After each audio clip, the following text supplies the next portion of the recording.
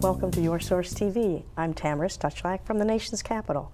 And with us today is Jan DuPlain, CEO and President of DuPlain Global Enterprises.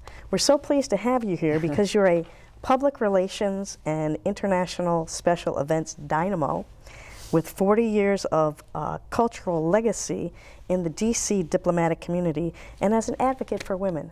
Yay. So thank you for Yay. being here. This is going to be an exciting conversation about your journey. So let's start where it all began, in California. It started in California, in a little town. I was born in San Mateo. My parents had graduated from Stanford. When I was very young, my father, who was a newspaper man, we took off as a family and went all over South America. Wow.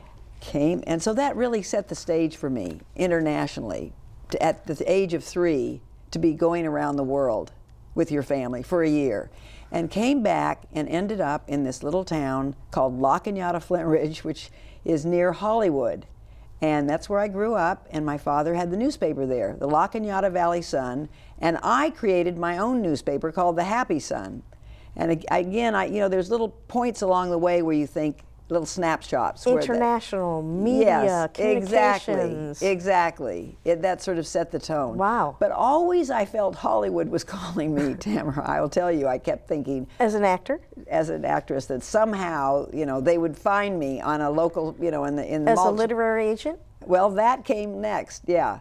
But anyway, I ultimately worked on my dad's newspaper as his advertising director. And then, he had a small, very successful, award-winning newspaper, but he had a huge impact on my life because he wanted to be a foreign correspondent, travel the world, which he did with that little newspaper. It took him around the world.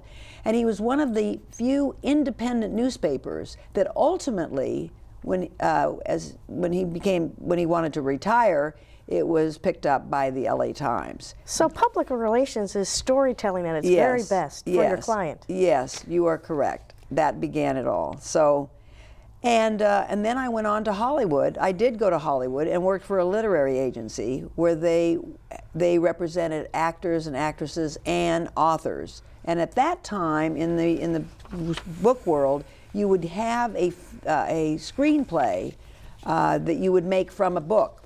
And from that book, you would do a screenplay, and from the screenplay, you would do movies. All that changed with Easy Rider, so that people didn't necessarily have to have a book that began it all. But I did that for a couple years, and then I thought, I want to go on to New York, where I could actually be in the book publishing field. And I went with the idea that I would go where the publishing world was, and ended up at CBS, Cinema Center Films in New York.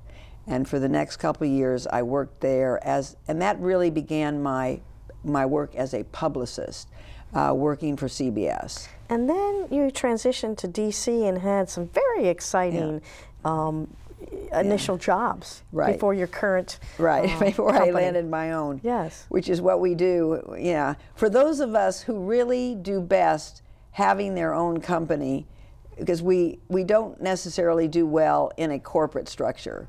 We are independents. We are entrepreneurs, and I really creative. And you were public relations for the DC PBS station here. Yeah, that's right. Well, How did that shape you? Yes, thank you, dear. I started here in Washington. Actually, I graduated from American University. Very high-powered. Prestigious school. And well, they're doing better and better. Every time I see them, they're growing and expanding, because this is a city of wonderful colleges, George Washington and Georgetown and Trinity Catholic. But I began there, but then my first job here in Washington, after I left New York, was at Ford's Theater. And the woman who founded Ford's Theater, Frankie Hewitt, she was then married to Don Hewitt of 60 Minutes, CBS. So I'd just come from CBS. So when she was looking over her 500 resumes, who shall I choose? She put me at the top because of my connection to CBS. And I loved, and that year was a very important year in Washington because it was 1971. Oh. And the year 1971 is important because Wow. That year, Kennedy Center opened up, Performing and arts. Wolf Trap Wow. opened up. Yes. So it really was it was the cultural renaissance of Washington. And there I was at Ford's Theater, and I remember we were so concerned that the Kennedy Center would take all our patrons, that they would go to. But of course, what it does, the more theaters you have, the more interest you have, and everybody wins. And so I saw that firsthand. To watch, and of course, being at Ford's Theater, we had Godspell for many years. Do you remember that show? I do. I do. And a lot of people came there on a regular basis because it was sort of like going to church. They came to see Godspell. So that was my life, the theater world, for 5 years with Frankie. And then I launched off into some other things. Actually, in women's and health, it takes me in a whole other world, which is another segment of my life. But ultimately, went back to California, worked on my dad's newspaper, and then ultimately came back again to Washington, D.C. After doing some acting. I was an actress for a couple of years up in Napa Valley, Carmel, where I don't know if you remember the play Same Time Next Year, but it was a story of a man and a woman. They meet every year, and this I did at the Wharf Theater in Monterey, California. So that was if you stick around long enough, when we were talking about earlier, you have an opportunity to explore all of those different worlds that you're interested in. And I've always been interested in theater and in the arts and culture, and ultimately we will get to the fact that I'm now working in the diplomatic and international community, which is what I am very passionate about. So as we're journeying back in time, are there some key people that you met that also shaped your life purpose, what's important to you? Yeah.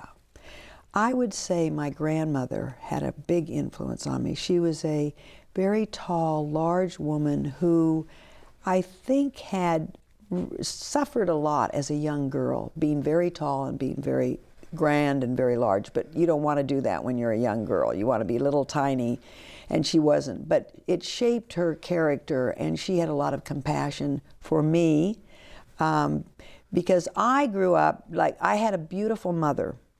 She was a graduate of Stanford, dressed immaculately, looked fabulous all the time. And then she had a daughter that was not that way. And I mean that truly. I was a tomboy. I never wanted to get dressed on anything. Braces, pimple, overweight, you name it. And I'm sure she was saying all my life, how did this happen? But that's when I connected to my grandmother. I think that often happens where you skip a generation. Yes. Mother is trying to keep you in line, and you are connecting to your grandmother. And that's really, she was my confidant and my support. And we were always playing acting together because I think underneath that, she really wanted to be an actress. And so we would put on these plays and do these dramatic exchanges with each other. But you've been involved in the arts all your life in some right. capacity. Yeah. How yeah. fabulous is that? Yeah. Well, that's why I think what you and I were talking about, where you take all of those experiences that you have, and if that you pull them all into whatever job you are doing at the time. So, and I think theater is a great way to learn about yourself, for one thing, and it's also an opportunity to express yourself. And what did you learn about yourself?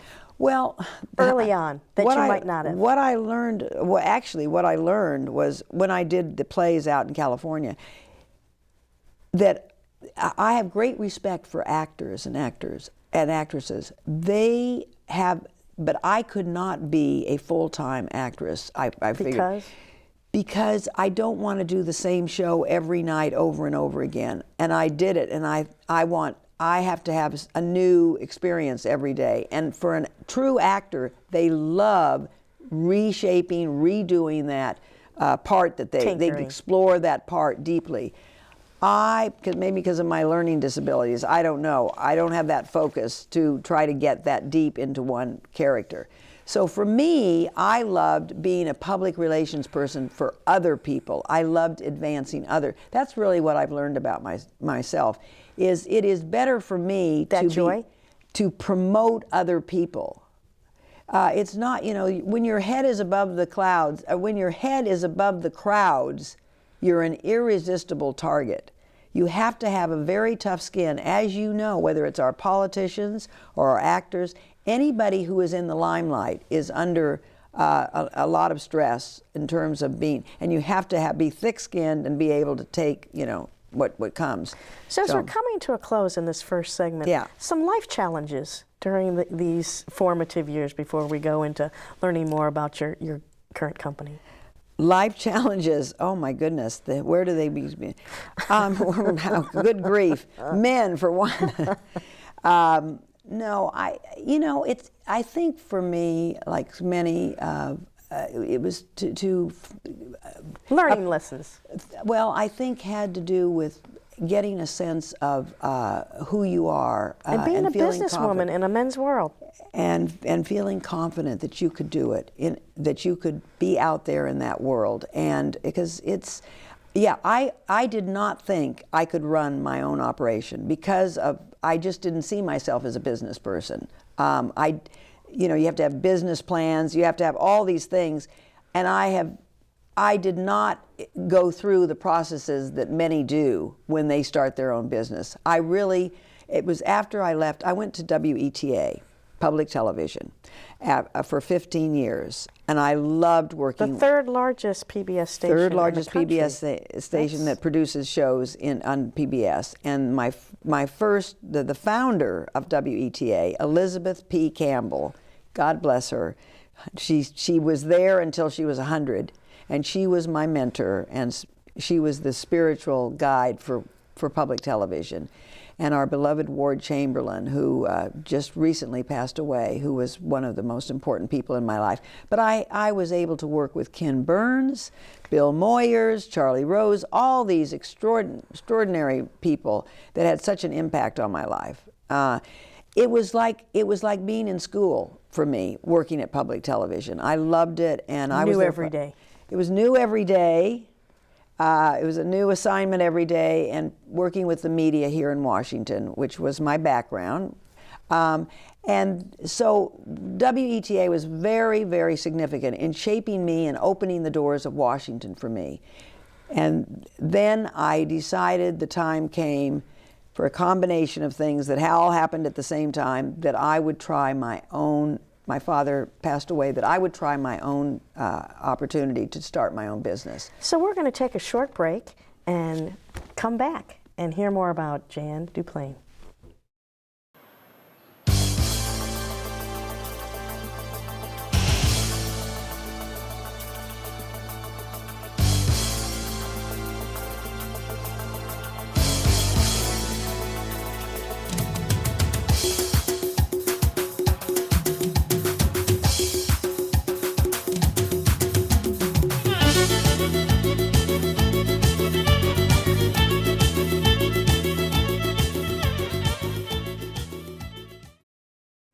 Welcome back to this segment with Jan DuPlain. And we're going to jump right into your company that you started and hear more about how you've advanced cultural diplomacy in the DC region and beyond internationally. Thank you. Thank you. This is what, well, my father sold his paper and he established his own company called DuPlain Enterprises. And my father was the most important person in my life. He had more influence on me than anyone, next to my grandmother. And so I thought, can I run my own business? Oh my heavens. And I sort of leaped into the first project that I had was when Chicago opened at National Theater. So I was doing the public relations for that. And for the next 10 years, I had different projects, many of them in the interfaith, interestingly enough. Really? My spiritual life is, even though we have a very public persona and we are out there in this world in Washington, there's an inner life and there's an outer life. And my inner life, my spiritual journey, like many of us, was to explore. I see myself as a seeker, a spiritual seeker. I'm a Californian, so there's that new age, that holistic health we talked about, interested in all kinds of... How life works. How life works, and what is my role in it, and why am I here, and what does it all mean? And so you could find me with the Sufis at 3 and the evangelicals at 4. I saw a picture of you with the Dalai Lama. There you go, the Dalai Lama. Very exactly. I brought him energetic. He did. Spirituality. He was.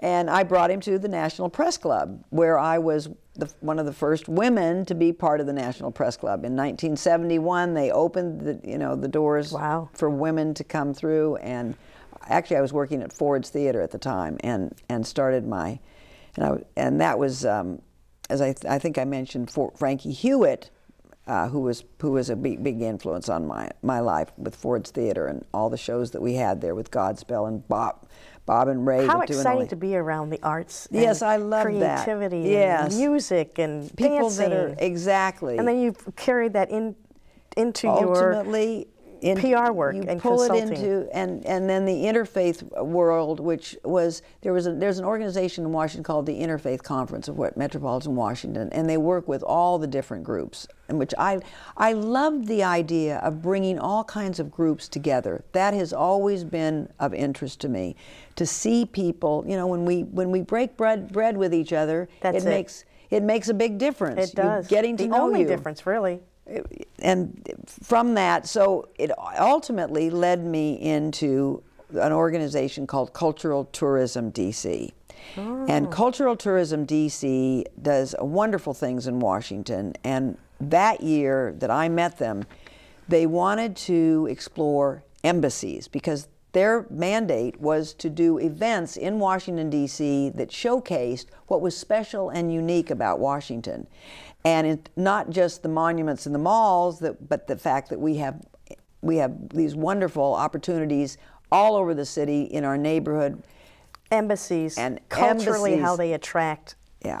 So that's when they said, Jan, we would like to start a project called Passport DC, because we have more embassies here than anywhere in the world. And so with one passport, you can travel around the world, here in Washington. And this is a month-long. And it's a month-long cultural events in cultural DC. event. Tour the embassies, but so much more. Right. So the first weekend, and this year will be May 6th, that first weekend, Saturday, 10 to 4, the embassies open their doors. We expect 40,000 people to come. Wow. It's one of the biggest events. Cherry Blossom Festival opens the doors to the International Cultural Awareness Month, which is the month of May. But Passport DC, now celebrating 10 years, I've been doing it for 10 years, recruiting embassies to tell, and I love meeting and talking with the ambassadors and with the diplomatic corps. I'm very proud of what they do and the role that which is sharing their culture and their life with others. And becoming friends. Becoming friends. Make new friends, keep the old. One is silver and the other is gold, I always say to them. And they've loved this. It's been great for them because they open the doors and we do all the promotion. Celebrity chefs expanded to? That's the other project that I do, and it's with a group called Events DC. And they have what's called the Embassy Chef Challenge. And that will be in May during the month of Passport. Passport is really the entire Passport DC Around the World Embassy Tour is the kickoff. Then this next weekend is the European Union so you can see all the 28 European Union countries, and then the next weekend is the Asia Festival. So there's things going on, and there's events at the Reagan International Trade Center. That's another world. But the Around the World Embassy Tour kicks it off, and then the Embassy Chef Challenge, which is sponsored by Events DC, hosts their event where they bring in all the different embassy chefs, where everybody competes and culinary diplomacy is a very powerful tool in terms of this soft diplomacy, which ultimately helps us to understand more about each other. And the dance and the music and the arts that you have been involved in. Yeah. So there's an opportunity for them which they do, is showcase their dance and music and Does language. One or two of the gala events that you've emceed and put together, do one of them stand out? Actually, I used to do a program with the Romanian a group that where we honored different children. I think the Azar Foundation for Children, which I worked on, where I emceed, was at the Embassy of Hungary. That's the most recent one. Sort of the most recent is the most exciting one I can think of. Botswana 50-year-old birthday? Yes, yeah, that was a wonderful program. I didn't MC it, but I was part of it. And yeah, I mean, the embassies are always doing programs so that you know, all year long, the embassies are always doing programs for this city. And I love the fact that it is a very vibrant cultural city. We're an international cultural city, and that the embassies play such a big part in terms of interacting with the community, you know. So you're also involved with the American New Women's Club in D.C., yes, and that ties into your women's advocacy. Right. Tell us more about that. Yes. I'm a big fan of I want to see women do well. I love it when I see other women coming in, being president of their companies, doing their... I've always had a passion to see women succeed. And it started when I was Girls League president, I think in high school. And then it's gone on when I headed up this women movement with health issues. That was a whole other segment of my life with Marty Mann and Susan B. Anthony, the grandniece and namesake of the famous suffragette. And then Betty Friedan, Gloria Steinem, yeah. Meryl Streep. These are amazing The First women. Ladies? And the First Ladies. There was a whole program I did as we traveled around the United States, going to the museums, the presidential museums, and meeting with the First Ladies, because there was a... Ford, Carter, yeah, Mrs. Clinton. Right.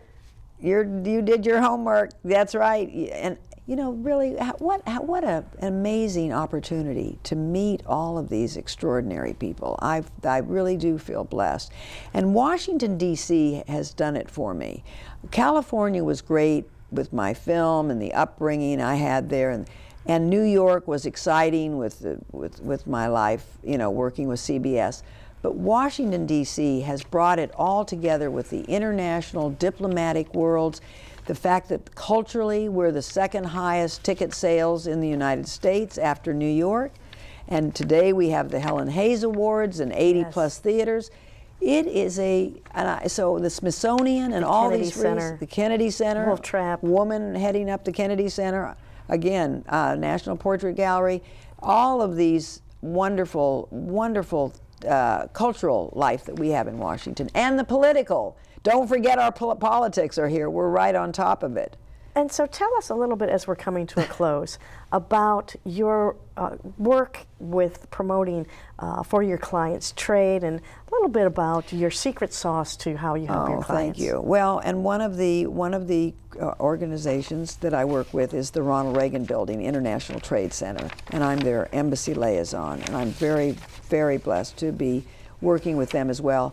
And we created a program there called Winter National, and it brings in 40 embassies. And it's, again, an opportunity for people to learn about these different countries. And so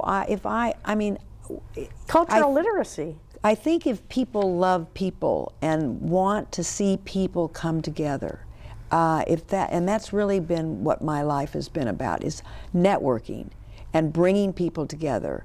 Like the artist who does her painting. For me, the artistry is bringing people together to learn about different faiths, about different countries, about cultures, about food, all of that under the umbrella of cultural and culinary diplomacy. So I'd like to read a lovely tribute to you, and then have you finish up with some final comments. Okay. So Jan has the ability to connect just the right person with just the right talent to make just the right contribution. With Jan's help, alliances are forged and progress is made. And that was the Gallup Institute in a tribute to you, and that's your legacy. Thank you. Well, Gallup is an extraordinary organization. They have a leadership program that a friend, Maureen Bunyan, introduced me to. And what they do in the week that you are with them is to find out what are your strengths. to go with your strengths, Wow. not try to recreate who you are or be another person. Take those things that are in you that I dismissed as a young person. I didn't think that they were of much value. And you learn as time goes on those things that you may not think are so special about yourself. And for me, it was love of people, and I do mean love of people. I love people and learning about their lives and what they do, and that's why I'm always reading biographies, because, and I just think that's, you know, learning, as we learn about each other, we love each other more, and that's really what we're here for. We're here to really love each other and